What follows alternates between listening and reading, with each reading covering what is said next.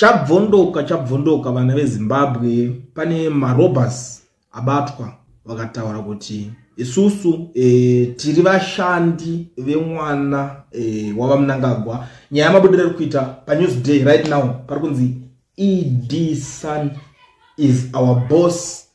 Ma-armed robbers vabatwa vari on duty vachitorova basa sebasa. You know basa rema-armed robbers zvaringori.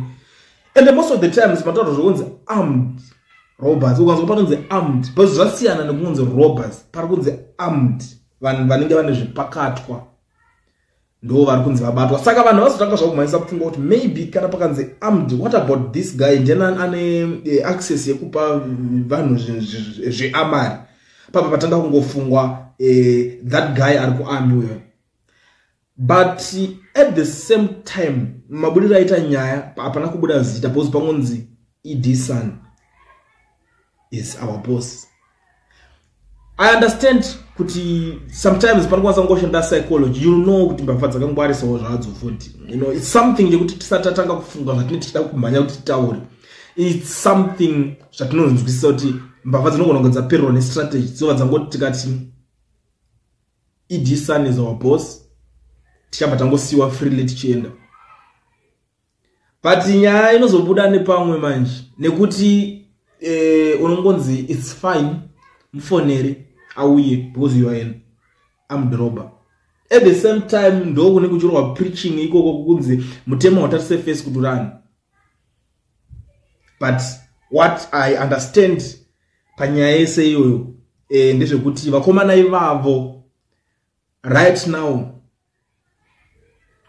what I understand ndechekuti vatori pakupondwa izvo so unopondwa zvekuti wega unonyatsozotaura kuti upi wacho mufonere a lot zvinotanga kutaurika mushure kunge wabatwa. But you know what, I'm not here kuti ndikwanise kuchenesa ani nani, but ndikuwerepo panapa kuti ndinyatsorerutsa nyaya ndisvitse nyaya kwamuri kuvanhu. Muri yeZimbabwe kana uchangosvika panapa panonzi paCoolian TV, like this video tobva tapinda mushoko. Right, tikada kutarisa muZimbabwe right now is a country yekuti vana kana kuti inyika ine reputation yekuti vana vevatungamiriri vana vakatojaidzwa ma-spoiled brats chaiwo. You know takambotasa mazuva adarika makaona mwana waMutsvangwa. Makaona we all know what happened kumwana waMutsvangwa. But at the end of the day akazopedzera kunzi ayo iwe tiri kukusunga manje. Zvekuzonzi iwe uri chichi aizvo ndezvako izvo. Pakazobuda pachitaurwa naKazembe kuti you know what, vana vemachef ndo varikuita unying'anya wokutemba kuti vana vemachef avabatwe. Asi this time around hakuna chinonzi mwana wachef. Now chasvika pane mwana wava Mnangagwa ende kumashure kuti katarisa vana ava Mugabe vane zvakawanda zvavaita. Zuro ndizuro takaona this Chatunga boy amene zvakangoitana nemupurisa paroadblock so vari iye akazokanganwa chete kuti mwana wa former president, meaning baba vake havasisiri president. Saka vakabva vatomutora vakamuti zvako zvokuti uda kutichikidzira paroadblock izvozvo dzatoo dzimwe nyaya ndobvaenda bva vanomuchaja ndobva vanzayo matobatwa nemhosva bamnini. But anyway nyaya dzavo nyaya dzimwe dzinozongotauriranwa inoziva dzimudanga. At the end of the day techitoziva kuti chero kana akanzi akabatwa ari mwana washefa is not kuti vari kubva vanomuita kana chizvo vanonomuita, but it's just that kuti vari ngomureminder chete kuti mutemo manje zvauri wazoita zvinhu zvinonyadzisa papublic. Saka mutemo hakukwanisa kusiya uchienda. But toziva kuti zvakawanda zvinenge zvichitoitika, hombe dzinenge dzichitovhurwa, dzimwe nyaya dzekutoti chero akatoonekwa ari paposition yekuti aita zvimwe zvinhu dzinozongotsikwa dzotopera passport because iwo even uri mupurisa.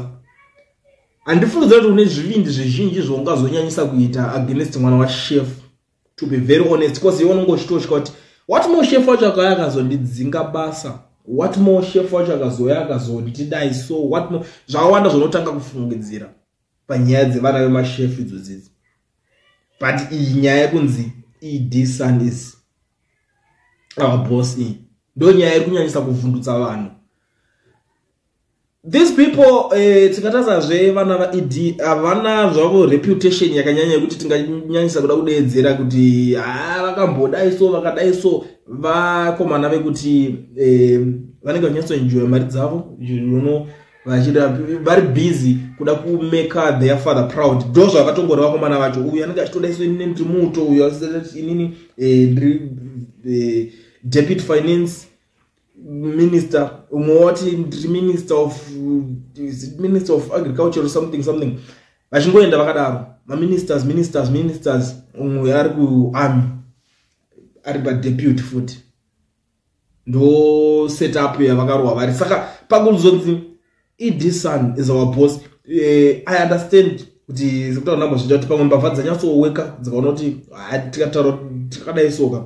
A lot is happening in Zimbabwe and pari kutaurwa nyaya dzakawanda about these people. Saka tikataura kuti these people tinowana hwani wedu wekuita sei wekudora dai kana kuti mutongo wedu hauzonyanyise kuita sei kuomeswa.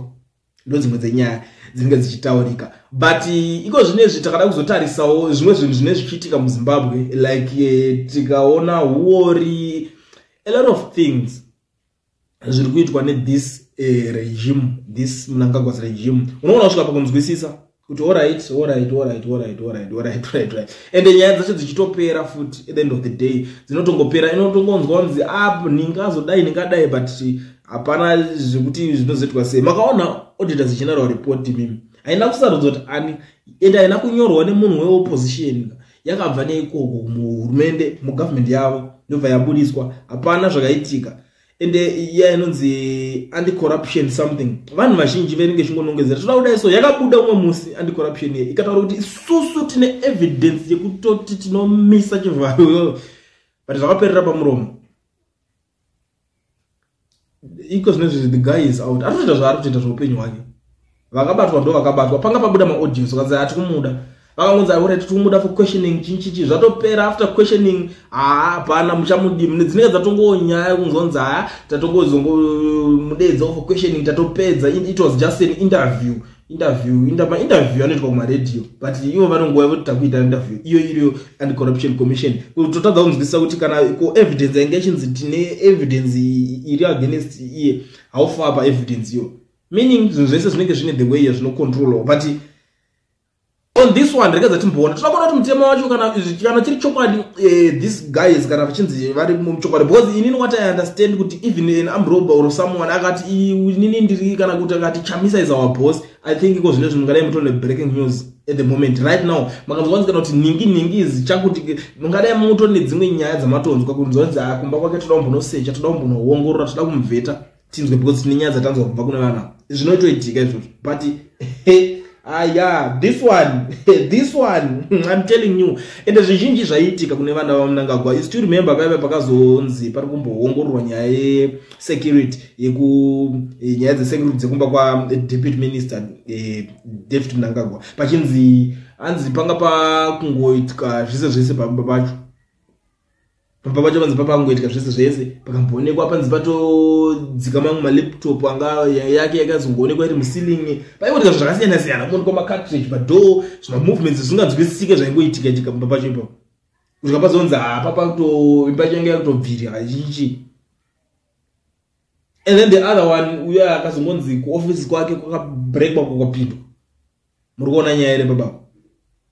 Saka